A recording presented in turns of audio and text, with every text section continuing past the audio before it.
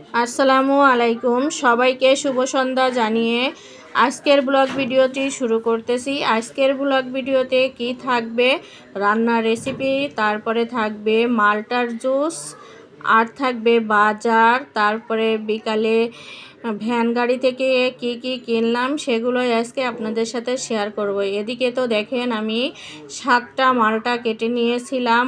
তারপরে আমি এখানে হালকা একটু চিনি দিয়ে দিলাম, পুদিনা পাতা, একটু কাঁচামরিচ, একটু লবণ, এগুলো দিয়েই এই জুসটা বানিয়ে নেব দুপুরে বাচ্চাদের জন্য, সেই সাথে আমিও খেয়ে নেব। আর এই মালটার জুসটা এখন আমি একটু ভালো করে মেখে নেব, তারপরে ব্লেন্ডারে দিয়ে জুস করে নেব। এই জুসটা খেতে যে কী দারুণ লাগে, অনেক বেশি সুস্বাদু হয়।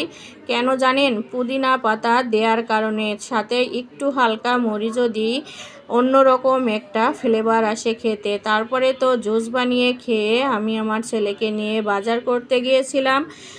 ডিম শেষ হয়ে গেল, এখানে 2 ডজন ডিম কিনে নিলাম। তারপরে একটা একেবারেই সদ্য লাউ কিনে নিয়েছিলাম। আর ডিম তো আমার পরিবারের জন্য অনেক বেশি লাগে, কারণ বাচ্চাদের জন্য প্রতিদিনই আমার ডিম রেসিপিতে রাখতে হয়। এখানে একটা বাঁধাকপি নিয়েছিলাম, তারপরে একটা তরতাজা লাউ কিনে নিয়েছিলাম। লাউটা একেবারেই কচি ছিল। আর যেহেতু 12:30টার দিকে বাজার করেছিলাম, মাত্র বাজার থেকে এনে সব কিছু ডালায় সাজিয়ে পানি দিচ্ছে ছিটায়ে, তখনই আমি যেয়ে সবজিগুলো কিনে নিয়েছিলাম।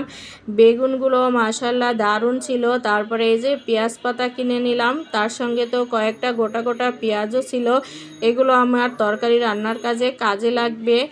একদিকে পেঁয়াজ পাতাও খাওয়া হলো, তারপরে পেঁয়াজও খাওয়া হলো, 2টা কাজ একই সঙ্গে হলো। কাঁচামরিচ কিনে নিয়েছিলাম। এইগুলাই ছিল আজকে আমার প্রিয় ভাই ও বোনেরা সবজির বাজার। তারপরে দুপুরে রান্নাবান্নায় চলে আসলাম। দুপুরে রান্নাবান্না ছিল পাতাকপি, সিম, আলু, এগুলা দিয়েই ভাজি করে নিচ্ছিলাম। এই যে গোটা গোটা করে সিম কেটে দিছিলাম। পাতাকপিগুলো মানে আমরা পাতাকপি বলি, আবার বাঁধাকপিও বলি, যেটাই বলি না কেন, এই যে একবারে কাঁচা তেলে দিয়ে দিলাম। আমার প্রিয় ভাই ও বোনদের বোঝার সুবিধার্থে আমি বললাম যে পাতাকপি বাঁধাকপি একই জিনিস। আর এদিকে তো মুরগি রান্না করব, তার জন্য আলু ভেজে নিচ্ছিলাম ফ্রাই প্যানে। এদিকে আমার সবজি ভাজিটাও হয়ে গেল।